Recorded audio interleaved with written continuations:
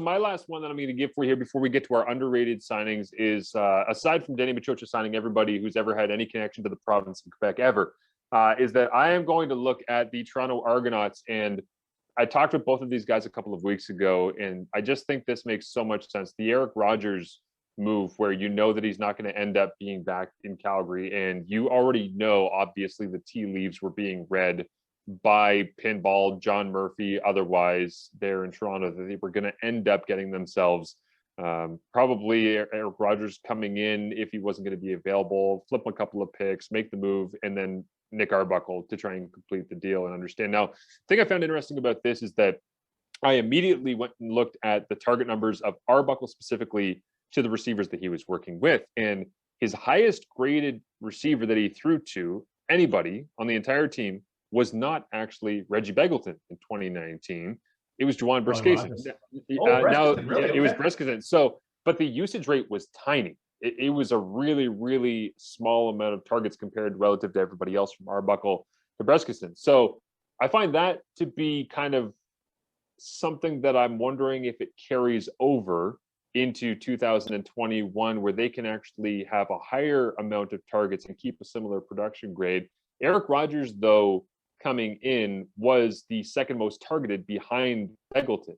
So there's a comfort level there. Right. And when I asked Nick Arbuckle about what he likes working with Eric Rogers and what his favorite play was when he was in Calgary, and I forget what the name specifically of it was, but he said we basically had this read seam for Rogers on the backside where I would take the snap and I would look to one side, flip my hips to the backside, depending on where the free safety is. He's either running a skinny, he's running a seam, or he's bending it. And he said he always knew where to bend it at the right time. And we had such a good rapport with each other where he was there at the right time in the right window between either the Sam and the Mac, or if it was between the half and the free, whatever it might have been, he always had this great sense of timing and spacing. And so it's no mystery to me whatsoever why they decided to go ahead and get him in Toronto. And I'm not saying that he's going to be the huge bell cow that you had in SJ Green at any point in Toronto, or that he's going to get as many targets necessarily as Darrell Walker, because they were getting blown out, and McLeod Bethel-Thompson was just chucking the ball to Darrell wherever he possibly could, especially after everybody started, like people like us, saying, why the hell are you not throwing the ball to Darrell Walker more often? He's like, I'm sorry. And then every throw was going to Darrell Walker, like that game in Calgary on the road that they had in 2019. But I do wonder whether or not Eric Rogers can be given that amount of workload and keep that same rapport and have one of the most memorable seasons that we've seen from a receiver in the last 5 or so years in the CFL. Because I think he's got that potential in this system with that quarterback, that head coach.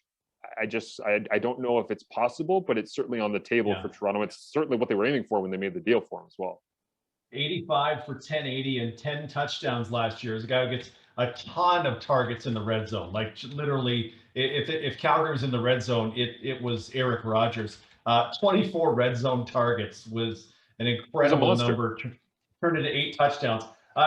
As I watched him more and more in 2019, there were so many drops in 2019, and I never know 100% how to ascribe drops, because you see drops of dude, have better hands than that, and you see drops of, oh, it's a minor little thing with attention, you just for a second, boop, it hit you in the hip bone and it's off. I had him with 13 drops in 2019, which is by far the most in the CFL. Doesn't produce a ton of yards after the catch, doesn't make a ton of guys miss. Most of his stuff happens through the air.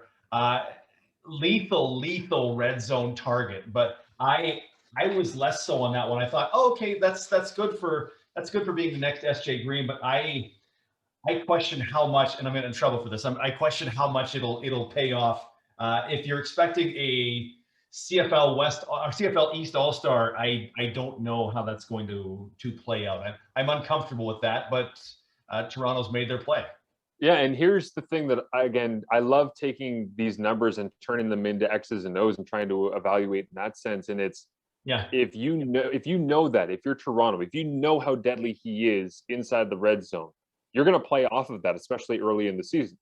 Okay, so if you're a fantasy player, let's say, are you really putting all of your money in on Eric Rogers because you believe that he's the guy no matter what? Or do you know that Ryan Dinwiddie's smart enough to play off of it, and all of a sudden you're looking at the start of the season, you're like, why does Declan Cross have 3 touchdowns in 2 games? You know what I mean? Like, it doesn't have to make sense. Sometimes these things are random, but sometimes they are pre-planned. And if I'm Ryan Dinwiddie, I'm looking at it and I'm having meetings right now with Eric Rogers and Nick Arbuckle. And I'm saying, guys, here's what we were good at and here's what we struggled with. I'm going to say, listen, either drops, yeah, unfortunate. But in the score zone, you were an absolute monster.